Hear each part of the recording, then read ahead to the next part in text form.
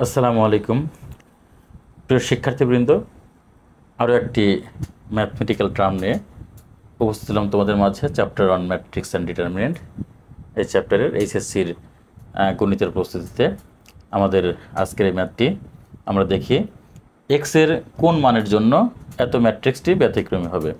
তাহলে আমরা কিন্তু এই টাইপের ম্যাথ কিন্তু এর আগে করেছি, তো এই জন্যে আমি অত বেশি এই ম্যাথ নিয়ে কথা বলবো না, আমি সরাসরি ক্যালকুলেশনে চলে যাব। আমরা ধরি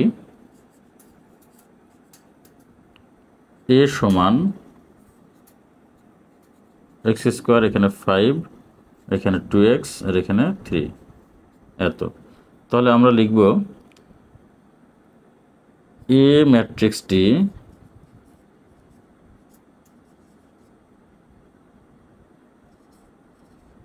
ব্যতিক্রমী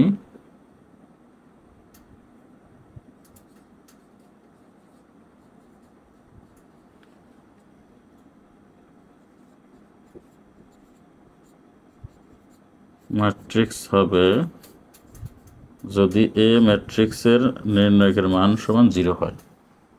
তাহলে আমরা এখানে মান বসাই, এখানে এ ম্যাট্রিক্সটি আমরা এখানে লিখি এবং পাশে আমরা নির্ণায়ক চিহ্ন দিব। এক্স স্কোয়ার, এখানে 2x, এখানে 5, এখানে 3, এটা ইকুয়াল টু 0, বা 3x স্কোয়ার মাইনাস 5 দুগুণ 10x ইকুয়াল টু 0, বা এখানে x কমন নিলাম, তাহলে 3x মাইনাস 10 ইকুয়াল টু 0। সুতরাং হয় x সমান 0 অথবা 3x মাইনাস 10 সমান 0। সুতরাং আমরা একবার লিখলাম x ইকুয়াল টু 10/3, অর্থাৎ x এর মান যখন আমরা এখানে 0 বসাবো সেই ক্ষেত্রে আমাদের ম্যাট্রিক্সটির নির্ণায়কের মান 0 হবে। আবার x এর মান যখন 10/3 বসাবো তখনও কিন্তু আমাদের এই ম্যাট্রিক্সটির নির্ণায়কের মান 0 হবে। সো আমরা x এর কী মান পেলাম এখানে, সুতরাং x সমান 0 আর হচ্ছে কত 10/3, এটাই আমাদের অ্যান্সার।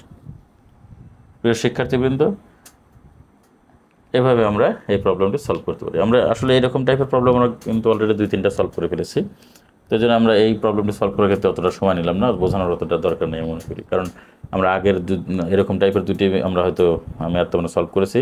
ওই দুটো যদি ভালো মতো বুঝে থাকি তাহলে আমরা এটাও বুঝতে পারবো খুব সহজেই, এবং এরকম টাইপের কোশ্চেন মাঝে মাঝে আসে।